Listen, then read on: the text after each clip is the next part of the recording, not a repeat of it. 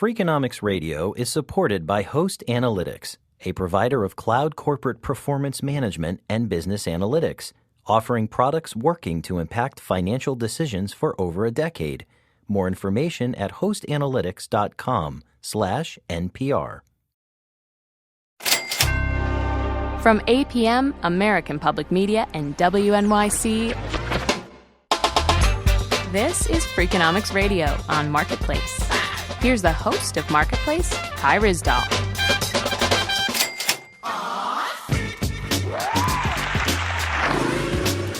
It's that moment every couple of weeks. We talk to, usually, Stephen Dubner about the hidden side of everything. This week, though, the hidden brains behind the operation. Steve Levitt, economist at the University of Chicago. Steve, how are you? I'm doing great. Yeah, well, here's the thing. What'd you do with Dubner, man? You know, I love golf.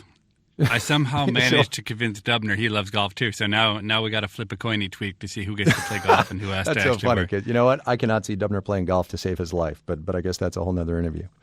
So what do we got? We're talking about what, schools today? We are about incentives, about bribing kids to do better in school. Oh, good. All right. All you parents out there, get ready to write in. So what do we know about bribing kids? Does it work? I mean, one great thing about kids is that they're relatively cheap to bribe. And certainly I know going back in time, when I was a kid, my parents bribed me. It was just a mainstay of our household is that if I did well in school, they'd give me $50 maybe for every day. Get out of here. $50?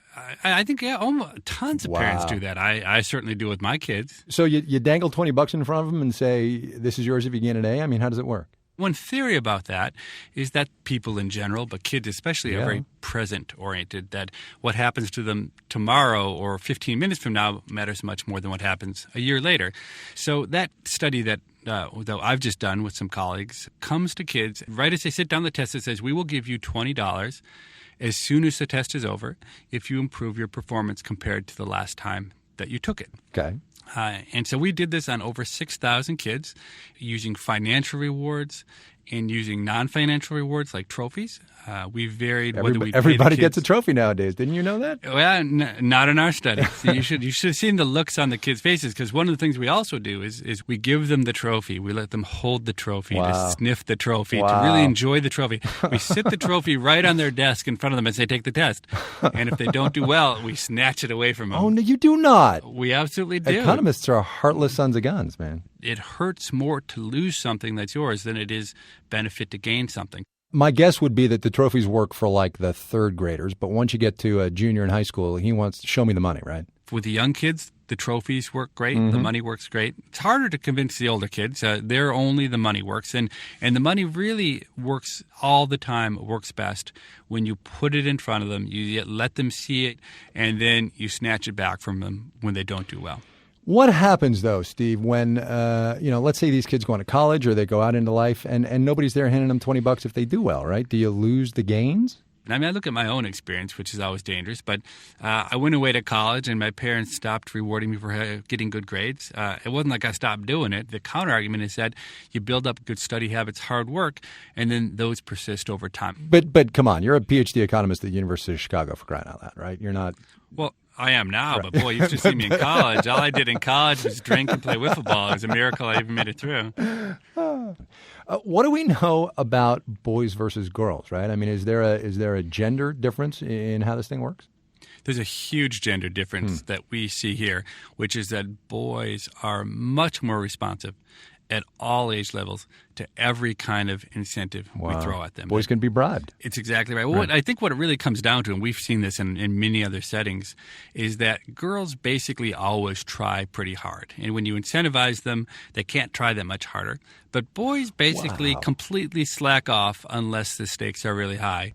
You realize, of course, you're kind of hosing me now, because my kids are going to hear this on the radio and they're going to say, Dad, $20. Honestly, it is one of the best investments you can make if it really causes your children to change their behavior. I'll give you an example. So I have a son who doesn't care at all about school. He's only a third grader, but he had a computer-assisted math program. He'd spent about a total of an hour and 15 minutes on it over the first month that he had it. He asked me for $50 so he could get a new toy. And, of course, I said no. But then I said, well, look, if you can finish the entire third grade math program, I'll give you this $50 toy. He ended up spending about 40 hours over the next week doing math. I mean, he spent more time in that 1 week on math than he probably spent on his entire life. And we both couldn't have been happier. I mean, the beauty is if you take it by hour, it cost me about $1 an hour to get my kid to study math. I mean, there's the economist in you coming out, right? Come on. Yeah, it's a great deal. I mean, compared to trying to, get someone to cut my lawn or to cut my hair, it was a bargain. It was a great bargain. Stephen Levitt at the University of Chicago. Dubner's back in a couple of weeks. Freakonomics.com is their website. Steve, thanks a lot. Oh, thank you, Kai.